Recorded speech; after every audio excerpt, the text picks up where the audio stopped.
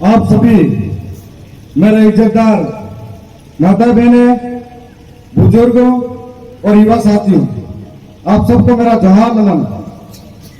जोहार। साथियों, आपके बीच में आया, सम्मान मिला। आज पहला अधिवेशन है भारत आदिवासी पार्टी का।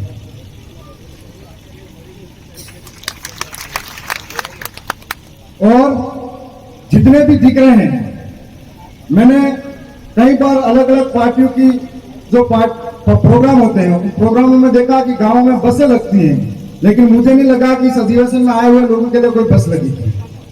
फिर भी इतनी संख्या में आए। आज यहां आकर ये बताने का अवसर मिला है कि भारत आदिवासी पार्टी को लाने की जरूरत क्या पड़ी थी। आज हमारा समाज 70 सालों से दो अलग अलग राजनीतिक पार्टी के साथ में चल रहा था।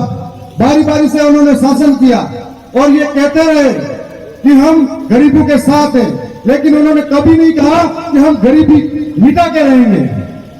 और उन्होंने धीरे धीरे हमारे समाज के हक अधिकार धीरे धीरे खत्म करते रहे। धीरे धीरे हमारे समाज को, भोली समाज का फायदा उठाते रहे और हमारे समाज के साथ शैक्षणिक रूप से, आर्थिक रूप से, सामाजिक रूप से, सांस्कृतिक रूप से कमजोर करते गए। धीरे धीरे हमारे समाज को हाशिए की तरफ लेके आ गए। कई सालों से हमारे लोगों ने संघर्ष किया।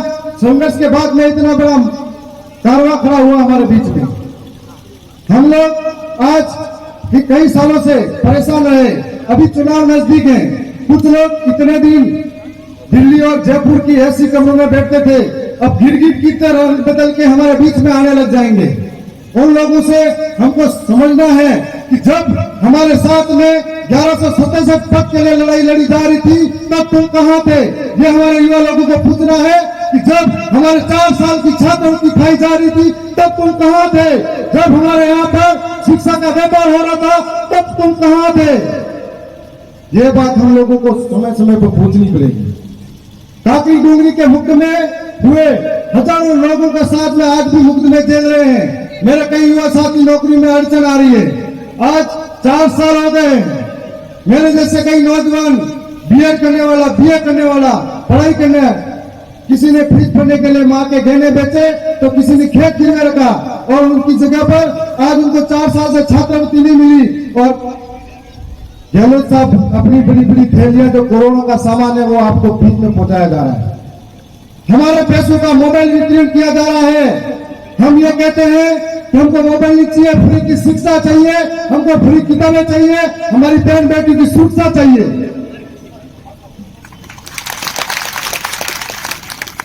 आज बारी बारी से ये लोग शोषण करने वाले थे। जब हमारे जरूरत पड़ी 4 साल तक किसान जो अन्न उगाने के लिए अपने बूंद बूंद पसीने की सिंचाई करता है, तब पूरे देश का पेट भरता है, उस किसान को खाद बीज के लिए सड़कों पे लड़ना पड़ा, तब तुम कहां थे? ये मेरे युवा साथी आपको वक्त आ गया पूछने का। जब कोरोना काल की महामारी आई, तब हमारे लोग मजदूरी करने के लिए बाहर गए थे। उनके साथ में उनके पांव में छाला आ गए थे चलते चलते, और उनको लेने के लिए कोई नहीं आया। और विदेशों से हवाई जहाज में लोगों को लाया जा रहा था। तब तुम्हें पूछना पड़ेगा कि तुम कहां थे? ऐसे वक्त में धन्य है वो 84 की जनता जिन्होंने उगते सितारे को निकाला था और जिसकी रोशनी से पूरा देश का बावंत हुआ था।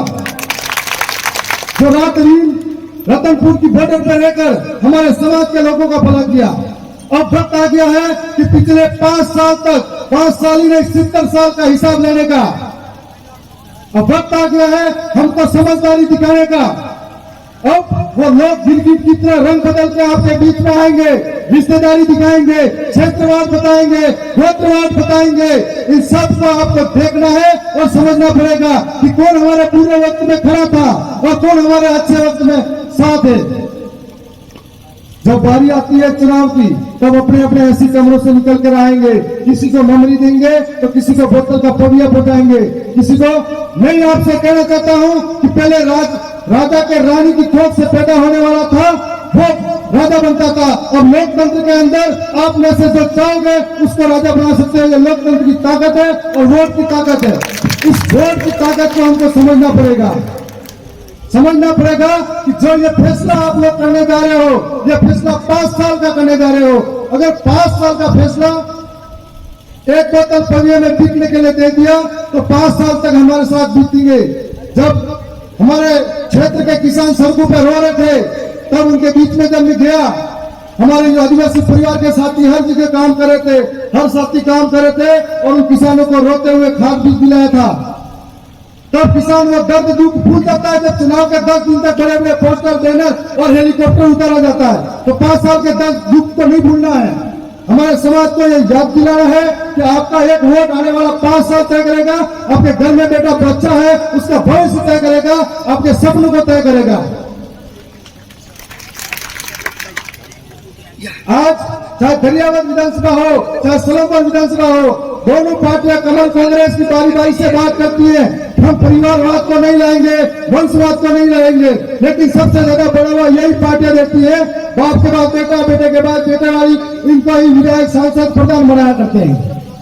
लेकिन हमारे अंदर ऐसा सिस्टम है, ऐसी सिलेक्शन प्रणाली बैठाई है जिसके माध्यम से हम लोग ये नहीं देखते हैं वो किसान का बेटा है या मजदूर का बेटा है या किसी और का बेटा है या टेम्पो वाले का बेटा है। हमारे सिलेक्शन प्रणाली के अंदर ऐसी व्यवस्था है कि गरीब का बेटा भी विधायक बनने का, सांसद बनने का, प्रधान बनने का सपना देख सकता है। आपके बीच में मैं उन सारी तमाम बातों को याद करना चाहूंगा जो 5 सालों के अंदर ऐसी कई घटना हुई। मेरे नौजवान साथियों, आपके कंधों पे समाज आपको देख रहा है और समाज ये सोच रहा है कि आप आने वाले समय में कुछ अच्छा फैसला करोगे, समाज को नई दिशा दोगे, देश को नई दिशा दोगे। इसलिए आपकी ओर इशारा है कि 5 साल में जो लोगों ने हमारे साथ बुरा किया, हमारे भाई शहीद हुए, नौकरी के लिए लाले पड़ रहे हैं, 1167 नौकरी की लड़ाई लड़ रहे थे। अगर हमारे साथ धोखा नहीं हुआ होता तो आज 1167 लोगों के घर में प्रकाश जलता, उजाला होता।